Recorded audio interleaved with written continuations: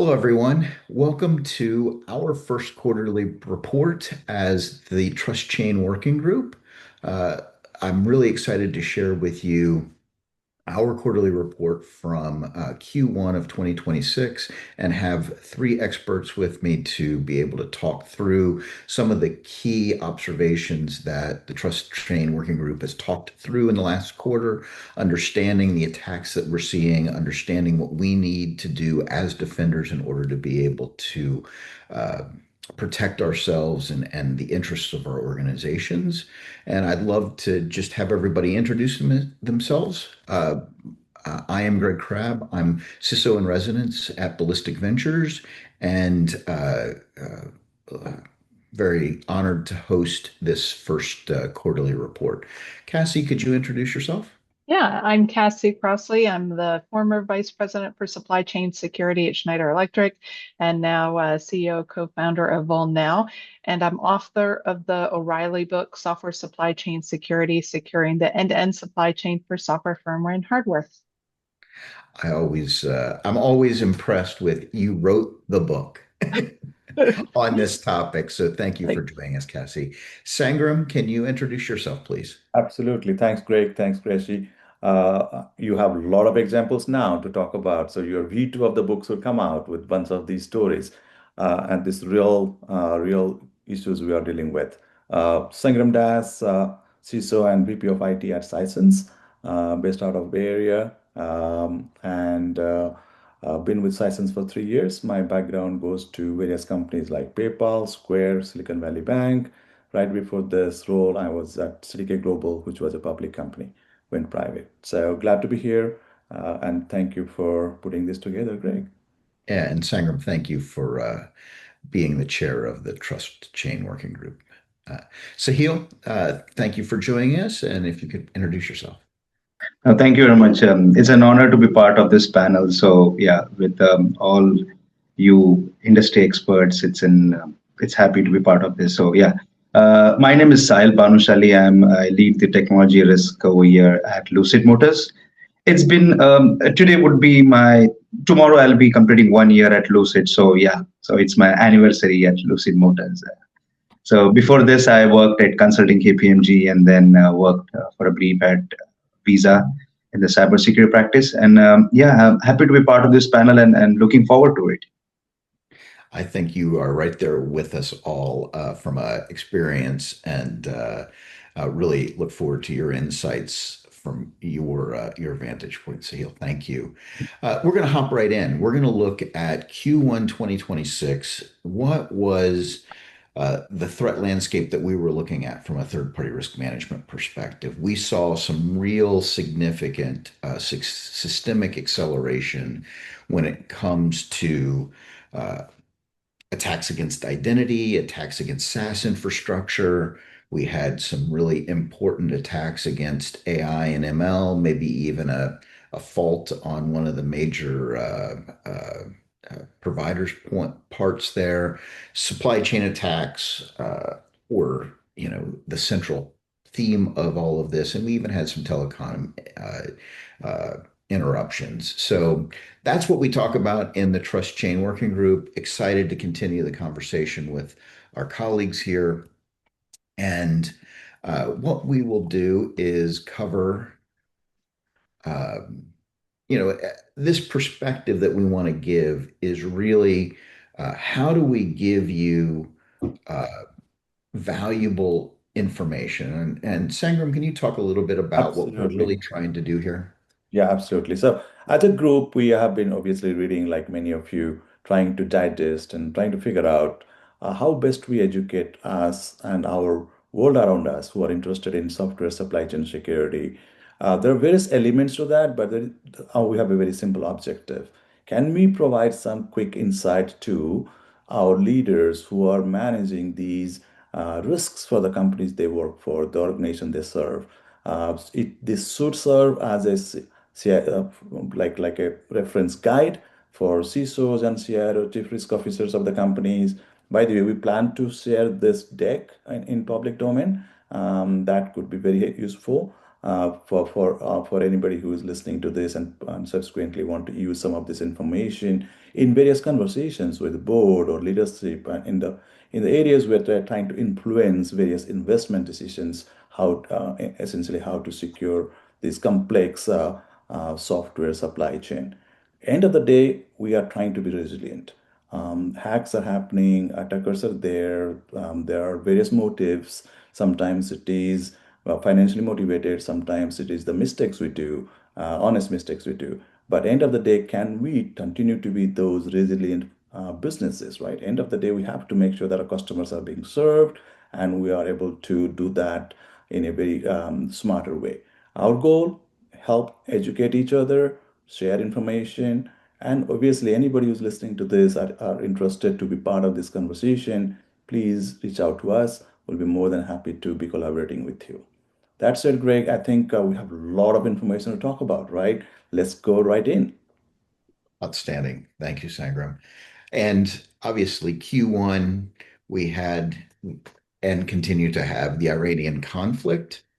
I think the biggest damage that we've seen from a cyber domain perspective is obviously the Striker attack, uh, affecting a lot of folks in the healthcare industry. There's an identity system compromise. It's definitely something that we need to be thinking about from a critical infrastructure perspective, that we have an active adversary that is on the battlefield now trying to impact our critical infrastructure and services.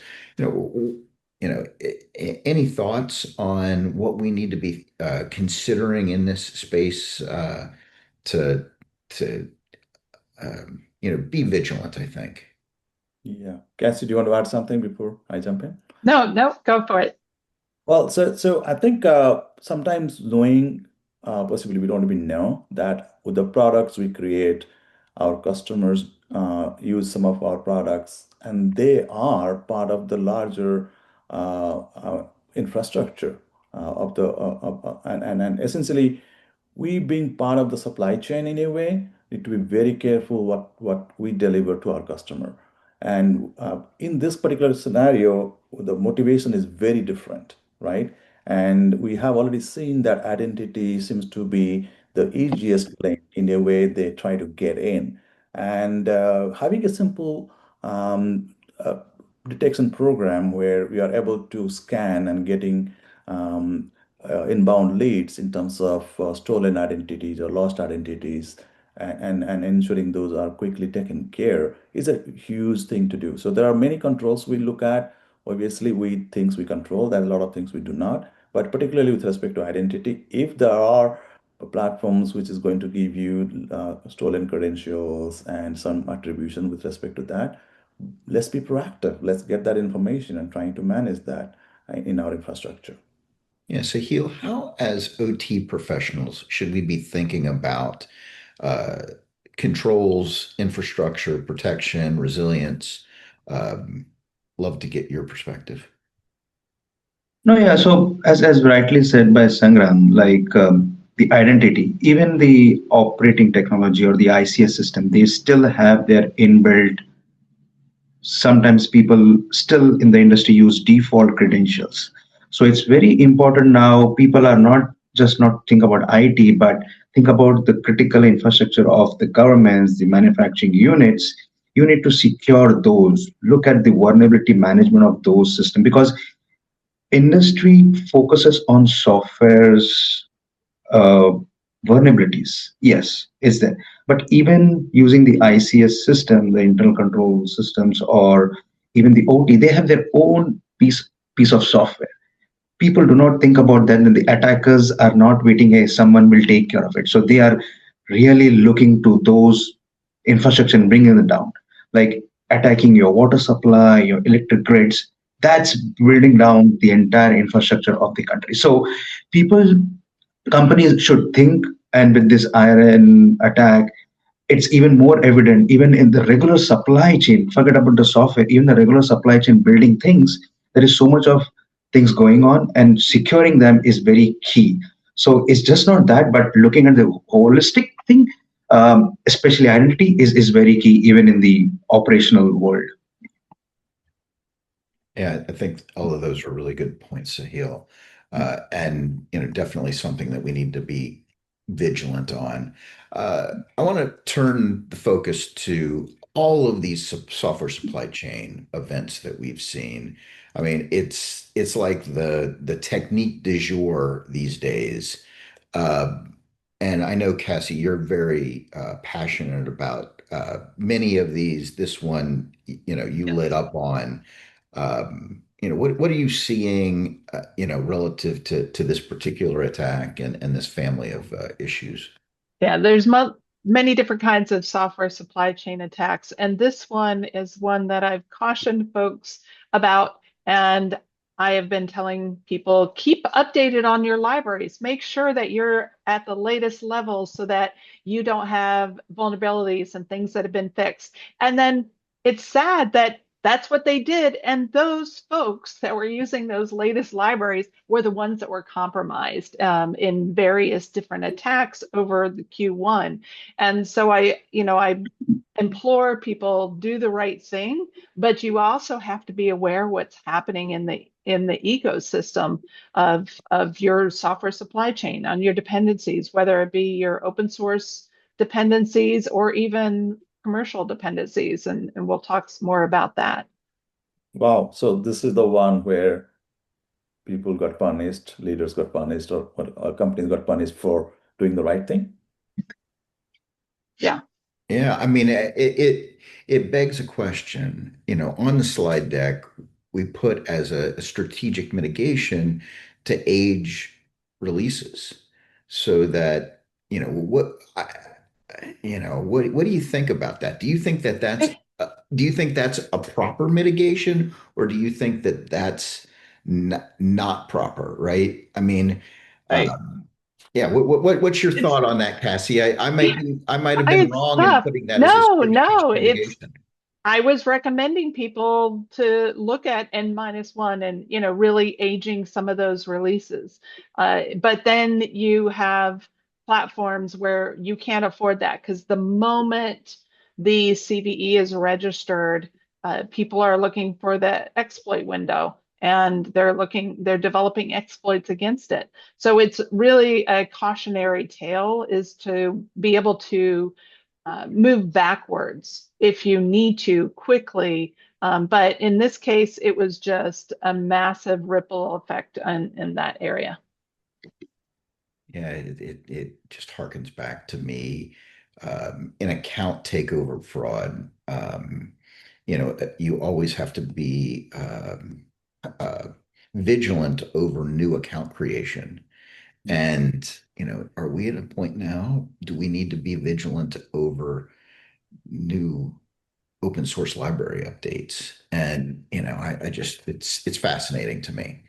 Uh, you know, all right, here we have a Chinese nation state threat actor hitting a supply chain attack. Again, what do we think here? This is interesting. Yeah, I was mentioning earlier to you all that I was writing my book years ago and I could not get a use case, an example, and a case study for a distribution attack. I knew it was an area where the supply chain could be compromised. And unfortunately, now I have example to use on this piece. And that's something that, the handoff, especially as developers, we go through and we say, okay, somebody take over this. And a lot of times, especially CISOs, you don't have that the movement of deployment to those different platforms. That's usually a go-to-market event or some other areas. So I find it very interesting, and we see this even Sahil, I'm sure seen it. You've got so many different methods to be able to intake uh, product across a large physical infrastructure that this distribution model worries me quite a bit. We don't even talk too much about the logistics of it all, let alone the digital aspects. Yeah, it's all over the place. Like how to secure each and every intake, that becomes really challenging. And with this, it's like one area affected and then you're done.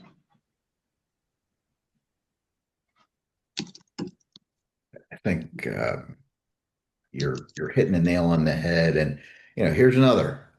In this particular situation, the actor, a criminal actor, was able to compromise GitHub and get access to a full cloud takeover, admin access on AWS for 72 hours. You Yeah. know, that's a problem. I know you're passionate about identity, Sangram. What do you think about this Oh, one? so we largely as societies and practitioners have taken AWS as a huge, huge trusted partner, right? Not only AWS, but bunch of the some of those leading cloud providers. And when something like this happens to them, you wonder, what did we do right? Now, not to kind of say anything wrong about our partners out there, without them we don't exist. And something like AWS and GCP and others are literally the national infrastructure for us. But this is something very interesting from the point of view that if somebody gets hold of admin access to AWS, the amount of damage they can do is significant. So this is we talk about nightmares for in our in our jobs we do, but this is beyond the nightmare you can live because you don't control this at all, and you're leaning heavily on the partners. And if this one happens, then you can it has happened. But this is something we need to. I hope somebody out there working really hard to ensure that this is being not being repeated. But there are things we can control, there are things we cannot in the world of software It supply. really comes out down to software dependencies and open source libraries, and it's how our developers build software. I mean, it's like Yeah. Sun If I Tzu. get into reality, They're right, Greg, a lot of these open source, they're good intent, but do we as practitioners do enough to maintain and build these open source, right? There are some people who are very passionate about it. They do it. It's almost and kind of they don't make money. They're free and give them time and energy in for making these softwares better. But probably the time has come for us as an industry look at open source and try hardening those for betterment of our organization. So we talk about Linux Foundation doing this fantastic job, but then point is there is one or two things which happens in the industry and makes us to ask the question like how secure is open source and uh, and that is I guess we need to do more work to ensuring that open source is secure. Yeah. What do you got a couple more examples up here relative to Phantom Raven and Glassworm. Where does this stop, right? I mean, Doesn't stop. It keeps going and going and going. I guess I don't want to probably take the conversation into the world of a Glasswing and other things we're talking about. A Project Glasswing or some companies are getting early access to some crazy oh, I tool. meant Glassworm. I'm sorry. Sorry. The the thing I want to hit next is light LLM, right? I mean, our AI foundation gets rocked by another compromise of tokens, right? I mean, we're still dealing, with LLMs, we're still dealing with API keys Yeah, yeah, and yeah, yeah, uh, tokens, and how are we going to get past this, right? And I think this is a really interesting example of a lot of practitioners didn't understand, even if they were impacted by this, but t tens of millions of downloads of this malicious light LLM package. I mean, yeah. what should we think about this? It happened right while we were at RSA, right? So literally on the RSA floor, we were working around, and this one came through. Some of us were fortunate not to be on that particular version of Light LLM, but few were really struggling to get hold of this one. But it comes back to the basics, which is do we even know what API keys are out there, which is being managed, right? Are we trusting it, plug it in one time and forget about it, or are we looking at long-standing credentials and making sure that that must be reviewed on a periodic manner? So I don't think there is one thing we need to do. There are multiple things, and particularly at this point, we're reacting. But it comes back to the basic question, Greg, you asked is, do how much we trust each Sure. other, and how much we are doing to ensure that others trust us. I think this is a hard work. We a lot of hard work ahead of us. Yeah, I think we're doing a good job of defining the problem. We need to think about some solutions. What, Sahil and Cassie, what are you thinking about relative to the light LM attack and kind of the mitigations and those kinds of things from a compromise and mitigation perspective? Go ahead, Sigil. No, you go ahead, Cassie, then I'll Okay. add. Yeah. So on a lot of these things, I think that we have been compartmentalizing CISO versus AppSec versus, supply chain. And this is an example of all of it. I mean, if you are using it to build product, you are now affected from to your customers, and you truly are in the middle of the supply chain. And uh, the interesting piece about this is that it all stemmed from a security vendor's mistake. Um, and so security vendors and those of us in the industry and who are focused on it, you saw it in the slide a few earlier. These are major names and things go wrong. And it doesn't have to be a startup or a little company anymore. Everybody has to look at all these different aspects of it. And you bring up a good point, Sangram, about rotating keys. I mean, how many, if you really at a medium-sized organization, especially a large enterprise, if you really were trying to think about how many keys that you have out there, it's Oh, it's confidential information. Do you have any record of it? Are you rotating it? All of this information, it's not, there's not an exact tool, or you end up with 1,000 different tools to be able to manage it. And I think that just overall in general, it's, somewhat of a technology problem where we're not doing the right thing from the beginning in regards to setting up some of these infrastructures. And this is an example of, if they, understood and had done the threat modeling, what happens if my light LLM gets compromised at this point in time after I've delivered it? Am I resilient enough to be able to manage it? I don't Mhm. think that people are looking at it that way. Exactly. So in the rush of building things, people forget the basic things. Oh, I need to do a security assessment, look from do the threat modeling, whether data is secure, or we have the rotation of the keys. So whatever points you have touched, and Sangram, you great points. It's just that with the push, no one is looking at the basics. That's why I always says look at the basics. And Cassie, once time you really mentioned a good say, the strongest, the chain is as strong as the weakest link. Yeah. So, and every one of us is just not the security team, the product team, the software, the third party, everyone is in the chain. So where the chain breaks, if you keep on looking at all the parts and everyone doing their own due diligence, that makes the chain to work. But one, as I said, as you rightly said, one weak link breaks the complete chain, and then it's a chaos everywhere. Yeah. Yeah. As I think all of your contributions were outstanding. I think as a trust chain working group, it might be really interesting for us to promote some best practices in this space because clearly we need some community thought around how to do these things.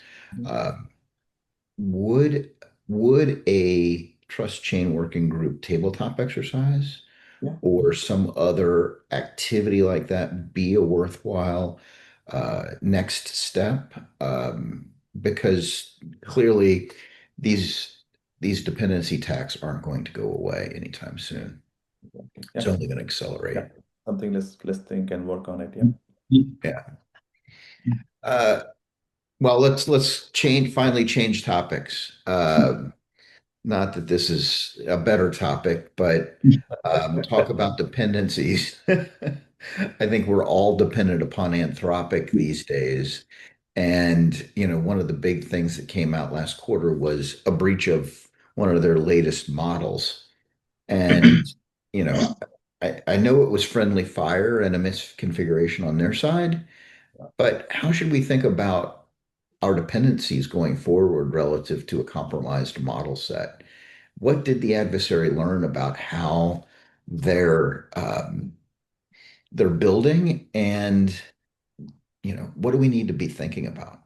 Well, this is a hard one. I think we all are leaning on the frontier models, right, for many good reasons, and increasingly they are a national strategic asset in some way or form.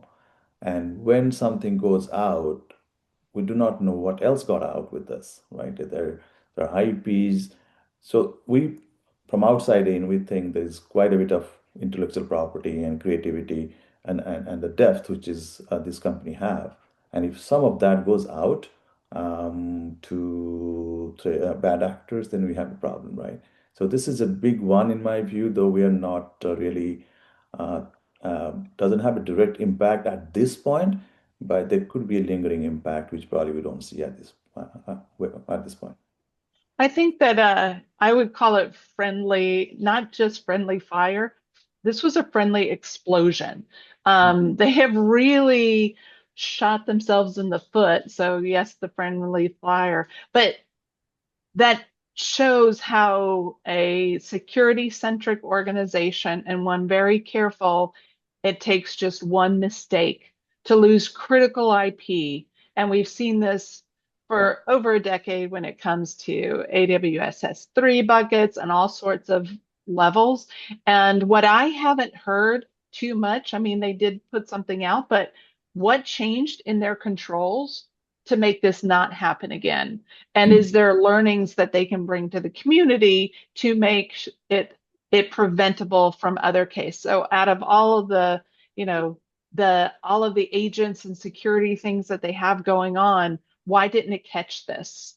Why did it end up in, open public forums? Or was it intentional? Yeah. Was it? God knows. Yeah. But what do you think, or relative to the third-party risk aspects from a questioning perspective, Sahil? I mean, we've got a couple of questions here on the slide. Um, you know, are these where we should be thinking? I think Cassie brought up a couple of good points. Um, you know, focus is important, I think, here because, you know, practitioners could boil the ocean relative to this one. Yeah. So, as I read few of the questions over here, so I think just like as we have kind of a playbook, generally when something goes wrong, you have a playbook, and you rightly pointed out having that even playbook for this kind of LLMs going breached. So I think since we have developed this LLM, so we have that much of capability to think what could go wrong and build playbooks on that. Because as practitioners, there are so much things happening. People have giving their own, but having even these kind of Anthropic vendors or chat GPTs, they should have their own playbook so that, okay, if anything goes wrong, this is what we should do and how should we notify our customers. Being open and transparent, okay, this is what happened and this is what we have taken the steps so that it's very transparent and that's build that trust where Sangram rightly said, building that trust is missing. So building that is important. Yeah, I may contradict you a little bit, but I think they put it out pretty much on the public domain. I don't think they, as far as I see, I don't think there is any information hold back, and Mm. there is a clear acknowledgement of the fact that we did a mistake, right? Uh, many times, many times that kind of uh, statement doesn't come out. Again, we don't want to talk about some examples on that. But I Yeah. think that they did talk about it. But from our point of view, I think, Greg, I'm thinking loud here, right? It's a, you have to contractually indemnify yourself to some degree. I think this is where the contracts come into play between Yeah. I, private. I think I think that's a great recommendation, Sangram. I think one of the things that came to mind, Sahil, when you were responding, was this was before the model was released. What happens when one of these frontier models is compromised that we all depend on currently? And have we lived through that? Are we prepared for that? As third-party risk practitioners, should we be thinking forward on that? Absolutely. Yes. Yeah. So I think as we are seeing every day the world is changing. We are now facing some new realities. You know what? We have never seen this. Okay, now with coming when we had cloud, there were cloud breaches. Okay, we know something new coming. LLM breaches. So as now we have learned with the first mistake, we are so much dependent on this. Okay, what can we do when certain things happen so that we are resilient? What can be done, like having contracts, understanding the risk, at least if, okay, if I'm using a particular model, if that is breached, okay, how is that impacting me? It is really impacting me or not? So doing that risk assessment and understanding, okay, how much I'm using it, that's key. Because yes, Anthropic got lake, for example, or any of the models got lake, light, LLM. Was I using it? Was my company using it? No. Am I protecting myself? Yes. Do I have a contractual agreement with them? If not, if it was there, how deep, how detailed it was. So all those things, as rightly said, we haven't even thought of going to this level, and here we stand. So as we go, we learn, and then we course correct. You know what, let's have some more controls in place, have more detailed contracts in place, have more threat modeling, or more, make sure those kind of scenarios don't happen. So I'm more open in learning. Things will happen, and we have to take this and learn and go forward and think worst case scenario what could happen. That would be my input on this. Yeah. Yeah, Any, when I'm working on contracts and thinking about that, one thing is contracts are in one world and reality is in another.